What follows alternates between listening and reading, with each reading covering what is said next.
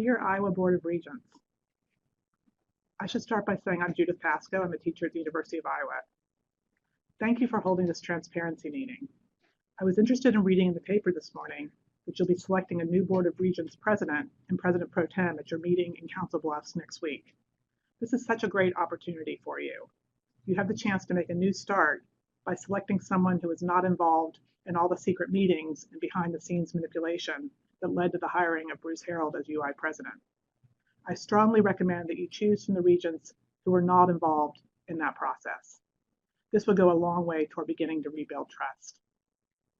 Mr. Rastetter has stated that under his leadership, the board has repaired its adversarial relationship with the House of Representatives and pushed the universities to become more efficient with state resources. Given how little money the state legislators have budgeted for higher education, I do not see how Mr. Rastetter can claim that he has worked productively on behalf of higher education in Iowa. In an April 14th statement, the board claimed to be very disappointed in the proposed funding for the public universities, funding that is well below the board's request. However, even as a Rastetter-led board has failed to convince legislators of the value of investing in higher education, Mr. Rastetter has also allowed above market rate salaries to be paid to university administrators. As Gazette reporter Vanessa Miller highlighted in a recent article, presidential salaries at all three universities topped national averages for similar institutions. For example, at the University of Iowa, the president receives $590,000 a year with the 5-year, also added on 5-year or deferred compensation money as well, whereas that is far higher than the average for comparable institutions. By what rationale in a time of so much belt tightening do you pay more than you need to pay for high-level administrators? Here's a chart of how presidential salaries have grown at the University of Iowa. The top chart is the presidential salaries. This is actually before the arrival of Mr. Harold. As compared to the rate of lecturer salaries over that same time period, you can see that the lecturers' salaries have just been flatlined through that period. This sends a message that the efforts of teachers at the University of Iowa are not especially valued. And let's talk about another Mr. Rastetter-led innovation, the tier process, the transparent, inclusive efficiency review. You might note that for members of the U of I community, that title is especially ironic, given that the Rastetter-led Board of Regents has been anything but transparent and inclusive. This past week, one of the deans at the University of Iowa set out an update on the tier process. The most striking part of this message was a single sentence in the middle of less clear boilerplate language about implementing greater efficiencies and effectiveness within campus administrative functions. The striking sentence read, "First, no one will lose his or her job." That sentence represents the effort of a humane dean to dispel the anxiety and fear that has been produced by the reign of Mr. Rastetter. No heads will roll. That's the best spin that can be put on our current situation. We don't have a president or a Board of Regents president who can inspire people to work together on specific educational goals that will enrich our students' lives. We have instead a failure to inspire legislators to value higher ed in a supreme goal of efficiency. However, there was no talk of efficiency or economy when Mr. Rastetter set the salary for his selected president appointee, or when that pretend president set the salary for the athletic director whose program is under investigation for Title IX violations. And there is nothing efficient about having to go through a federal review because your female athletes and coaches believe they're not being treated fairly. Dear Iowa Board of Regents, please do not retain Mr. Rastetter as president or Ms. Mulholland as president pro tem. Please turn the page and get back to your core obligation to advocate on behalf of the region institutions and to ensure that the children and grandchildren of Iowa citizens have inspiring educational opportunities that sustain them throughout their lives. Thank you very much.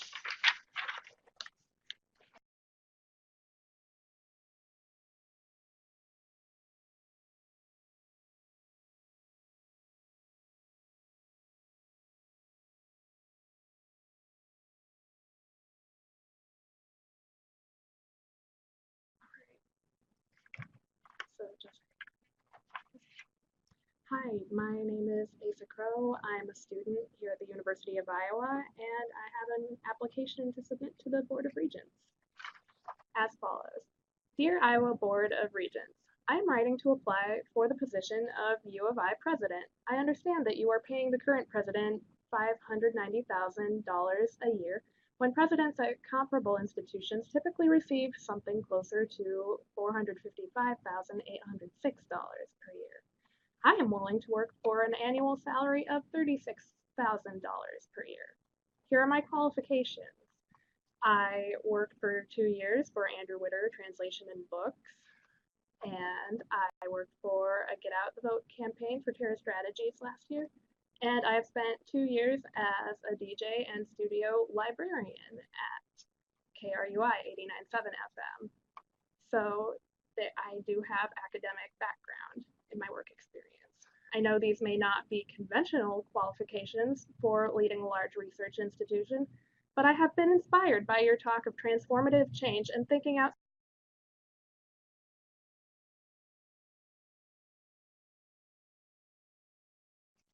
Hi, everyone. My name is Matthew Brown. I am an Iowa resident, taxpayer. I've lived here for 22 years. I'm honored to serve Iowans from across the state as faculty at the UI. And I'm here to express concerns about the board's leadership. And I do that in support of Iowa students, families, and taxpayers. The regents and their president at the UI bring two matters of so-called expertise to the table. They emphasize their business sense and their embrace of change. I'd like to examine both of these claims, time permitting, but I'm just going to start with the regent's business knowledge. Now, first, the poor stewardship of public funds by the board is well known. The waste of peer review, consulting fees, the waste of the presidential search itself, and the waste behind no-bid contracts for friends of the current current executive board of the university. But I want to focus more on more recent events and the sort of narrow sense of business world priorities that permeates the statements and actions of the regents in the last couple of months.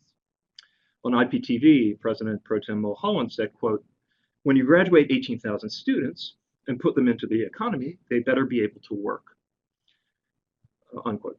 Now, seeing students solely as workers impoverishes their education. Students are here to learn how to think and how to lead, how to be citizens, and how to solve problems, how to create and how to fix. All of these skills help their economic future. And these are skills that we impart. In other words, President Pro Tem Mulholland was saying this was a culture change that was needed at the U, but there's very little evidence for that. It's just kind of crisis language that's coming from the board that I think everyone in the community needs to be skeptical of. Now, so that's one problem with the sense of how business values are operating here, to narrow the focus to vocational training. But seeing research universities solely as vocational training also misses their bigger role as economic drivers. So that's the other missing piece here for understanding the value of the U.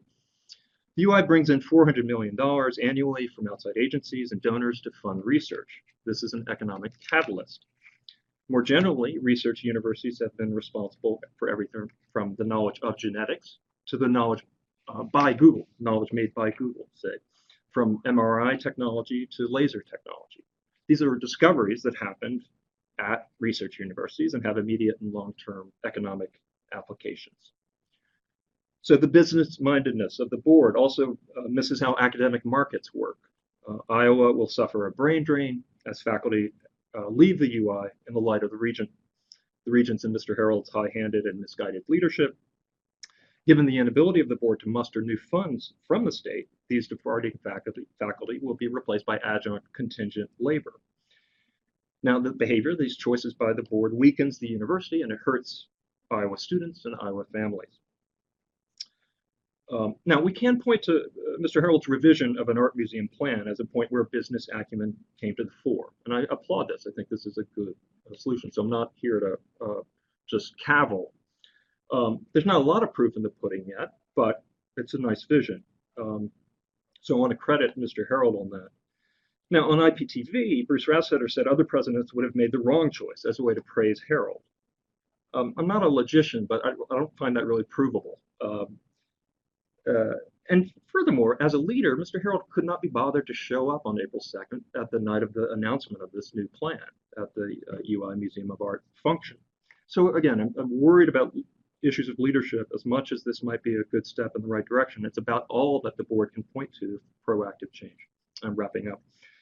So what has this business orientation achieved? Well, look at the recent news. The legislature came in under the 8 million Governor Branstad sought for public universities, and under the 20 million, obviously, that was sought by the regions. Neither the board nor Harold have inspired confidence in the legislature.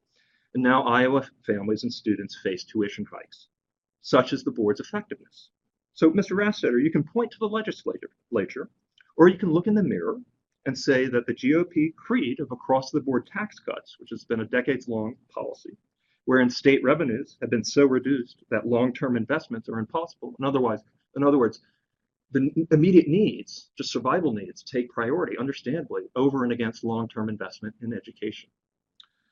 But those long-term investments are crucial. Right? So it's a starving the beast policy that has exacerbated the problems of affordability, accessibility, and student debt, which are your proclaimed values.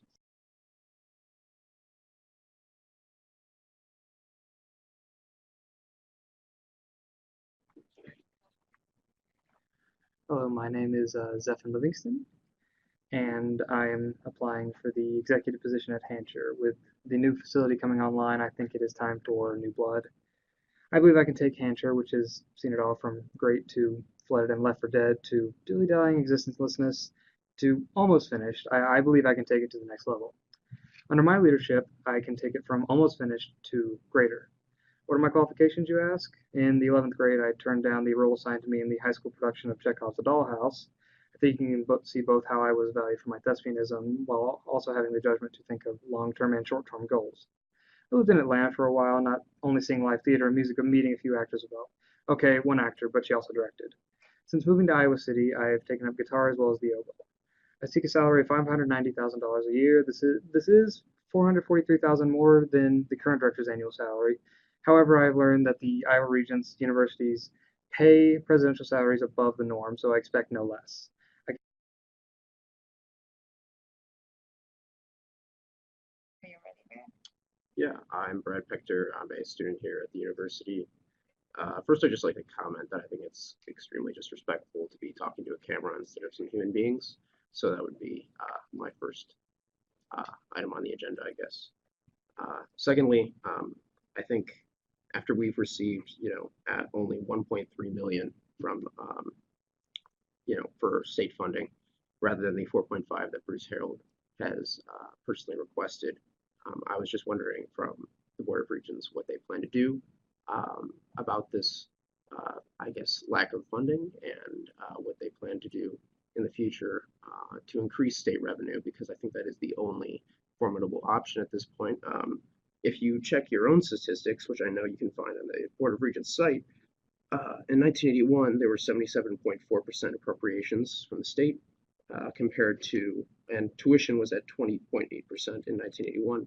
And today, tuition is at 34, or rather, tuition is now at 60.7% as of 2015, and 34.7% in terms of state appropriations. So obviously, there's been a huge flip. And I think that we need to start getting money back from the state. Education is a social expense, and as students, we deserve that. In addition, I don't think any of you as regents have been pressing Governor Branstad. He has vetoed some $56 million for education, and that hasn't stopped him from signing $99 million in tax cuts. And I don't know, I'm kind of not really preaching to the choir here because I'm pretty sure most of you are in the 1%. So I don't think you really support tax cuts, for anybody else but yourself. Also, there's been talk, obviously, Bruce Harold makes a lot more than the average university president. The average university president makes about $455,000 a year, and he makes $590,000 a year. So I don't really see why that's happening. And he made a lot more than Sally Mason, who ended here after 8 years with $520,000 about, and he's making already substantially more. Also, the administration at the University of Iowa in general makes $170,000 a year on average versus a normal 4-year public university which is at 100,000, and that is cited from the Chronicle for Higher Education.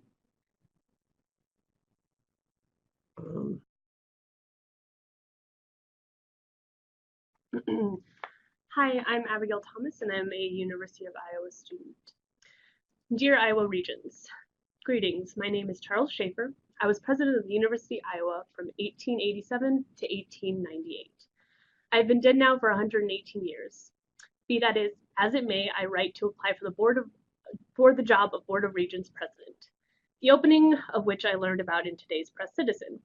My experience as an educator, administrator, and public servant make me an ideal fit, I believe, for the job. My lifelong and after lifelong commitment to the University of Iowa as a public research institution is proven in many ways. Let me give you a few examples. Under my stewardship, the number of faculty more than doubled and student enrollment nearly tripled. By collaborating with others, I encouraged the school's standing as a true research university, and I began the Department of Pedagogy to better ready Iowa high school teachers. Perhaps most importantly, I successfully lobbied the state legislature to enact 1 mill levy, that's 1/10 of a cent, to support the construction of buildings on campus. A fraction of everyone's money is put toward the betterment of everyone. The results, the 5 buildings we have come to know as the Pentacrest, the symbolic center of University of Iowa's academic mission. Generations of students, faculty, staff, and administrators have enriched the state through their work on there. Contrast this with the President Board of Regents now, who half-heartedly ask for money, don't get the money, and then shift the burden to Iowa families with tuition hikes. The minimal outlay of broad tax improves everyone's life in the state. It makes for affordability and accessibility. It drives down student debt. The Pentacrest is a legacy that thrives. Like all true legacies, it learns from its foundations to adapt, change, and innovate. This thriving is ignored, however, by bullshit terms like changing the culture or disruptive innovation, the sad, bloated words of the currently appointed president. Perhaps this letter has hurt my chances at the job, but I do believe in leadership. Do give my application considerations. I believe I have the right balance of diplomacy and spine. Whenever you're ready. Thanks. I'm Perry Howell, rhetoric teacher here at the university. I want to thank the Board of Regents for this opportunity to videotape. Apologies in advance that this is not a very smooth or practiced performance. I hope that my directness and honesty will be more important.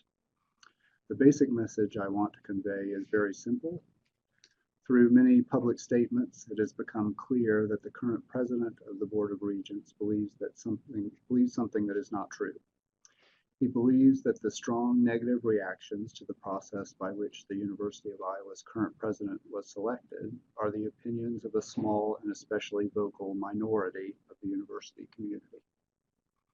He interprets the silence of many members of the university community as an endorsement of both the regent's selection process and the person selected.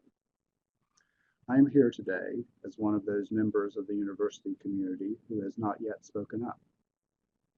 I am here to say emphatically that my silence in the matter is not an endorsement of either the regent's presidential selection process or of the person you selected as our president. I feel significant sorrow at the way in which the regents selected this president, and I feel significant fear for what the governance of this Board of Regents means for the future of the University of Iowa. I do not trust that the current president of the Board of Regents or the current president of the University of Iowa shares or represents what I value about the University of Iowa. I hope that some members of the Board of Regents share my misgivings about this presidential selection process, and that you will join the members of the University of Iowa community who have called for the State Attorney General to formally investigate this hiring process. Whether or not laws were actually broken in this hiring process, it is clear that many considerations of ethics and fairness were violated.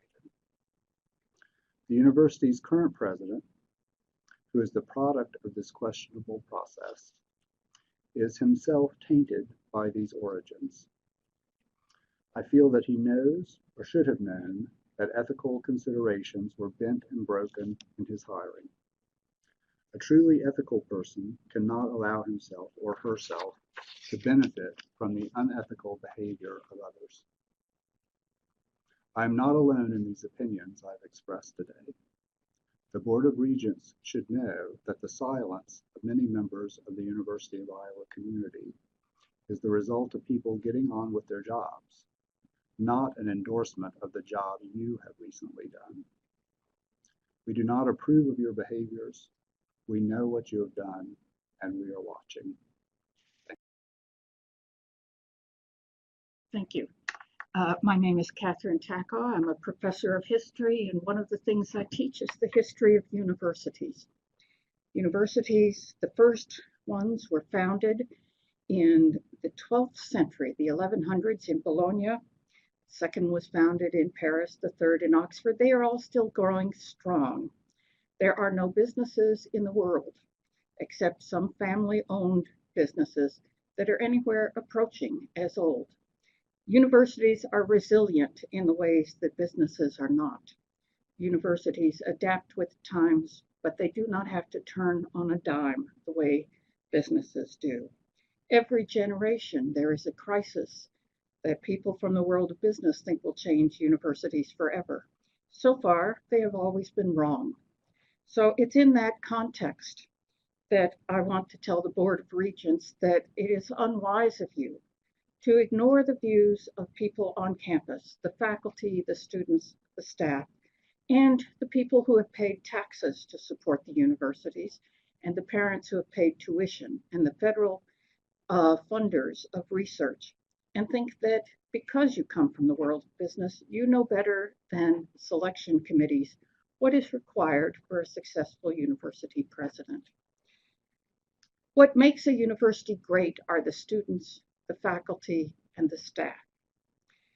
And when I think about what I love about the University of Iowa, it is my students. I've had wonderful students from all over the world. It's also my colleagues. They are interesting, brilliant people who have also come from all over the world and set down roots here where they pay taxes, they contribute to charities, they work with their neighbors, they make Iowa a better place. I appreciate being where there's excellent health care, where every healthcare professional I meet is dedicated towards making the experience better for patients and for future patients because they're in academic medicine and they're discovering the future. I love the cultural opportunities that our colleagues in theater, music, and art provide us. And most of all, I love the fact that the campus is filled with people who search for truth and try to discover new knowledge and create new knowledge every day, and where a high value is placed on integrity. This happens to be one of the few niches in America where that is true. What I hate is the national disgrace that the Board of Regents, through their dishonesty and deceit, has brought to the university and to the state and continues to bring to us. Contrary to Mr. Rastetter's pronouncements, the support for Mr. Harold is not growing. But more important, there is no support for you as regents. You have failed to do your duty and to maintain the care for the 3 universities and the 2 special schools that are in your care. So it's time for you to do what is honorable and resign. Thank you.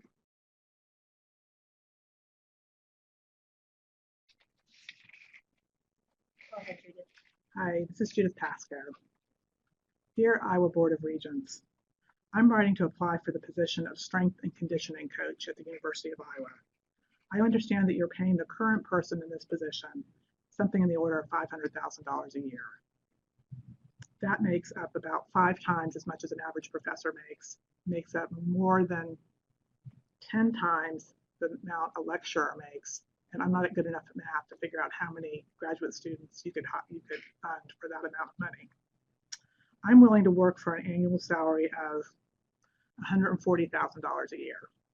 Here are my qualifications. I played volleyball in grade school.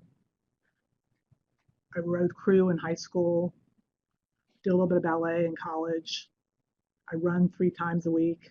Sometimes I do arm exercises in the morning.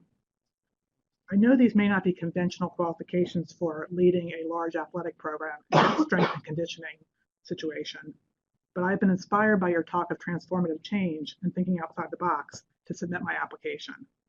I believe my unusual background perfectly qualifies me for this job. Thank you very much. Are you ready? Okay. Thanks for having me back. Let's see. Earlier, I talked about sort of the business sense that the board brings and the new president, perhaps in particular, and questioning whether those sorts of values are really serving the university. The second aspect of the Herald appointment that gets trumpeted as valuable for the university is his ability to supervise change. And again, I want to question that. It's what we do in the academy. It's how we generate knowledge and create citizens and create conversations, but also give ballast to an argument, a counter narrative that's not really getting heard. These issues of change. Is it really the case that the president and the board are going to help change the culture of the university? Well, first, as I mentioned earlier, the tier review has been a waste. Not only a waste, though, it's blocked innovation. Okay, so the assumption that the present university, the present culture, or the present system of the university blocks innovation might be put rather at the feet of the board. So as we wait for the tier results to finally be released and then acted upon, nothing's happening. The board has decided not to consider any proposal from the university for curricular change. Say, give you a concrete example. I work in the English department. I teach in the English department. We have a major coming online in creative writing. This is, responding to market demand. Students want it, families want it. We want to serve Iowans. We want to help them, not without tension, not without debate. Our department agreed to do it because we thought, let's serve Iowans. Well, we've been sitting for years on this. We haven't had approval from the board. So the tamping down of innovation, the tamping down of change, actually, coming from the micromanagement of the board. Bruce Herald's obsession with rankings, which is actually copycat behavior of every other national leader of universities and colleges. So it's not very change-oriented. That obsession with rankings is actually going to have this result or this effect. It's going to create for a kind of silo mentality where resources get sent to well-worn, established programs, and it will prevent the kind of interaction that happens on campus that provides for change, right? So we're not going to have that kind of innovation if you start to sort of prioritize certain programs and cut others. These cuts are imminent. They're going to happen. It's common knowledge that President Herald has tasked his deans with coming back to him with a list of priorities. Okay? A list of priorities is also a list of what will be cut. Okay? We're not naive. We get it. In such an economy, in such a system, small programs will be cut, right? And yet that's where innovation happens. Give you another concrete example. I work in a small program, the Center for the Book, along with the English department. That program, tiny, self-funding, nationally ranked. We outpace anybody in what we do in terms of the book arts. But we make every other program better, even the well-established ones, like the Writers' Workshop. The Writers' Workshop is good on its own, and then it's improved by the presence, I should say, of other arts programs like ours. Our arts program interacts with the studio art. Again, a well-established, fine program. All of these things, this interaction, this ecosystem is what allows for change and innovation. Okay. So bear that in mind. This is just a wrap, that rankings assume hierarchy, right? Some are better, some are worse. There are winners and losers, to use Bruce Herald's language. But the university is an ecosystem, okay? And the rankings model actually reduces the possibilities of innovation and change and a dynamic culture that we have here. So I'm very skeptical, I'm suspect of these claims to supervising change or enabling change. That strikes me as a kind of mystification of what the real agenda here is, which has to do with cost saving and cuts. And that's going to shortchange Iowa families and students.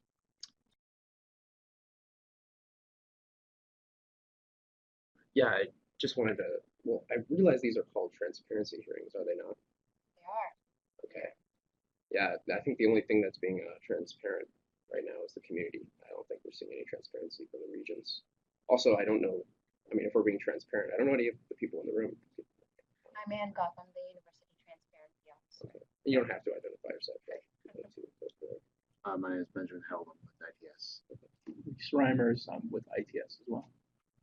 I'm with the Daily Iowa. Vanessa. Yeah. All right. I just wanted to also reiterate that I don't think it's appropriate to be talking to this camera right now. And instead of all these nice people in the room, I'd rather be talking to you, Bruce Ratstetter, or any of the Board of Regents, and I think they need to be represented here so I can stop voicing my opinions to people who obviously don't feel the same way as you do. So that's all I've got to say. Great, you can also contact them directly. They have email addresses on the Board of Regents website. That's another forum too. Yeah, they don't make many public visits. I know they spend, one time here per year. That's all they can muster. And last time they came to Iowa City, we had a protest of over 400 people. So I don't think they really want to show.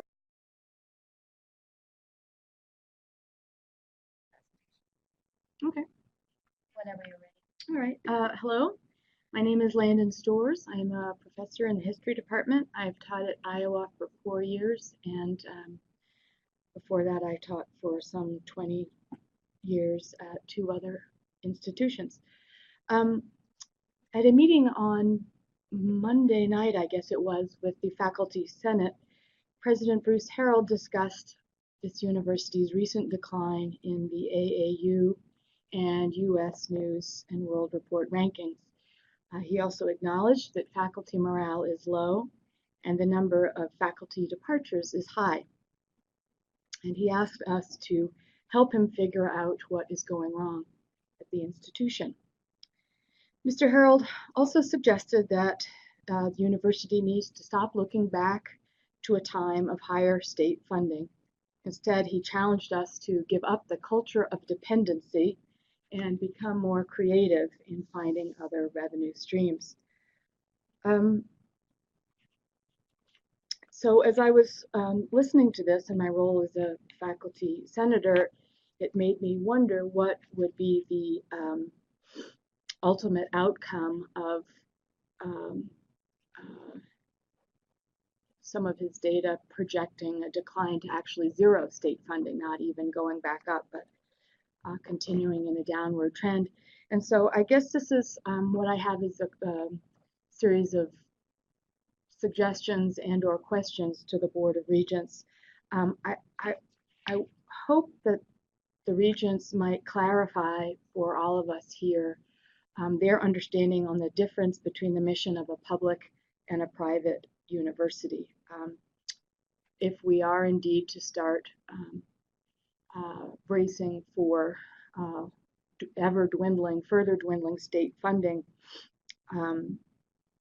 I wonder what the purpose of the public university is in the United States. This is an institution that has been revered, and this is why many people come here from other countries to have access to affordable, top quality research institutions. I secondly would feel more confident in the Regents' ability to help us solve our problems if it were clearer to me that the entire Board of Regents understood the distinct missions of all 3 Regents universities. I'm referring primarily to President Rastetter's proposed performance-based funding proposal of 2014, which fortunately was defeated, the Iowa Dollars for Iowa Scholars approach. And I also would like to hear the Regents talk about what they view the overall missions of public education are in general. I agree that public research universities are important engines of state economic development and important trainers of the state's workforce, but historically, fulfilling economic functions is not the only mission of public universities. Creating well-informed, tolerant, reflective citizens is another reason that this country has nurtured those institutions in order to work towards a more perfect democracy. And these missions, it seems to me, these less material objectives, just because they can't measure, are no less valuable as our world becomes more complex and multicultural.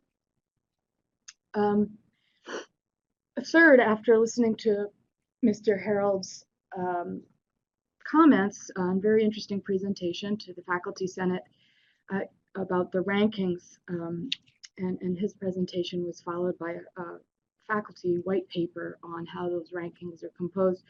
I hope that the regents will really make an effort and put in the time to study the criteria that go into those rankings and adjust your demands on all three universities accordingly. As you know, the U.S., or I hope you know, the U.S. World News and Report rankings give substantial weight to retention and completion rates, and this university has made enormous progress in improving student success, but the reality is UI will never have as high success rates in those areas unless we raise our admission standards. I'm not advocating admission standards, higher admission standards. I think it's a wonderful thing that Iowa has historically dedicated itself to be welcoming as many of its high school seniors as is practical. I'm almost finished. But the fact is that in these AAU and other listings, we're being compared with public universities in Minnesota, Wisconsin, Ohio, that are set aside as flagships with higher admission standards than we have. In fact, selectivity is its own independent criterion within the U.S. World News and Report rankings. So Iowa, University of Iowa is in fact penalized in those rankings for its relatively open admissions. Again, I'm not saying we change the admissions policies. I'm saying we don't beat up the university for having different results.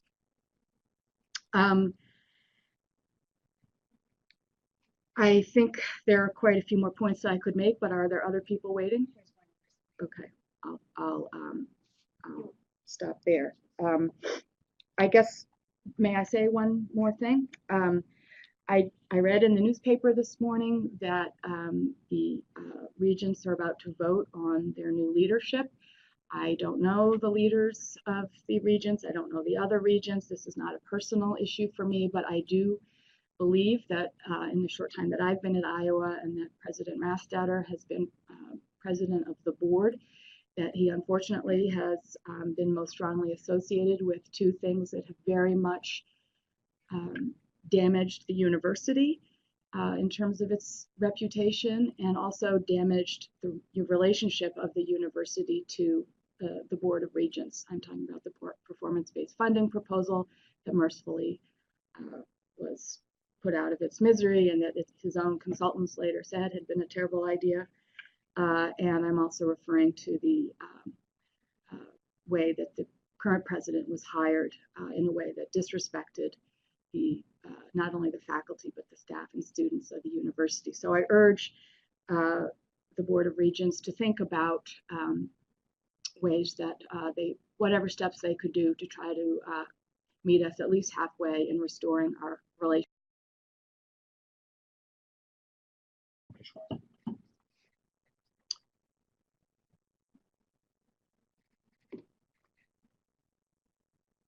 My name is Stephen Boyce. I'm a professor in the English department here at the University of Iowa. My question: this week in the Gazette, we learned that the Board of Regents approves a system whereby university presidents in Iowa are paid at salaries above the average for comparable universities, yet pays under the average salary for faculty. The board approves a salary of $590,000 per year for Mr. Harold, a candidate with no experience in higher education, with no qualifications, even in the world of fundraising, to which one would hope he would bring some business expertise. Harold's salary exceeds Sally Mason's, a slap in the face to women and men on campus. It is time for the board to reallocate resources in a way that benefits students and Iowa families, not inexperienced and incompetent leaders. Thank you. All right. Thank you. Thanks again. My understanding is that you're here till 5, and I will go ahead and share a few more ideas. And this has to, if anybody sees this out in internet land, there's some sort of false information, I think, circulating about Mr. Harold's reign here, and this is based on the interviews by Mulholland and Regents Mulholland and Rastetter on IPTV. So just report from the campus, and Mr. Harold continues to be a kind of non-presence here at the U, and there's not really a lot of demonstrable support for him on campus. And I think the board needs to be fact-checked on its public claims. So this is the IPTV interview. Asked on IPTV how the UI can get past the firestorm of the corrupt hire, Mr. Rastetter said, quote, "You do what President Harold is doing," unquote. Quote, "You have public town halls," unquote. Well, the plural there is an error. Harold has had one town hall. He has announced no others, even though he said in February there would be one by the end of the spring term. So 8 months in place, right? I mean, 2 months of sitting around, sort of getting to know the university, 6 months as president, and we've had one meeting with the UI community. That's not being accountable. And again, this is a kind of buzzword that comes from the president, that comes from the regents about accountability. And God knows how many times educators are called to account. You need to be more accountable. Well, the same holds for regents and presidents. Mr. Rastetter said, quote, "The majority of people were supportive," unquote, of Harold at the February meeting. So actually, no one spoke in favor of Harold. So that's just misinformation. Quote, "You talk openly and honestly about challenges facing the UI," quote unquote, from Mr. Rastetter. In fact, Mr. Harold is not being open. His version of shared governance is 2 committees populated by his inner circle. He has given order to administrators to choose their priorities, which is code for choosing what to cut. And Mr. Harold's dishonesty is documentable. I don't mean to be uncivil or undiplomatic, but I mean, there's just, the record is there. He lied on his resume. He lied in the September 1st public forum about his relations with Jerry Stead. So this is the concern that we at the campus have. The lack of openness, the lack of honesty is what troubles the UI community. And it strikes fear in the UI community members who are paying attention to Mr. Harold's language. After the week's news of a $1.3 million appropriation to the UI, Mr. Harold said, quote, "Everything is on the table," unquote. Notice what's happening. The narrative being spun by the board and Harold is to permit tuition hikes, but to appear as if the regents are pro-family and pro-student. To accept as necessary and inevitable the decrease in state funding is to then place tuition hikes against campus operating budgets and thus to rationalize cuts. Okay, so that's the narrative. You sort of pit these 2 things against each other, the hikes and the budget cuts, all the while not paying attention, again, to policies that are systemic about tax revenues in the state. So to wrap, and it's time for a new regents president and a new president pro tem. Mr. Rastetter should pull himself out of the running. He's not a state employee. He's simply a political appointee. And his Republican Party affiliations are attaching to his regent's job and making him ineffective.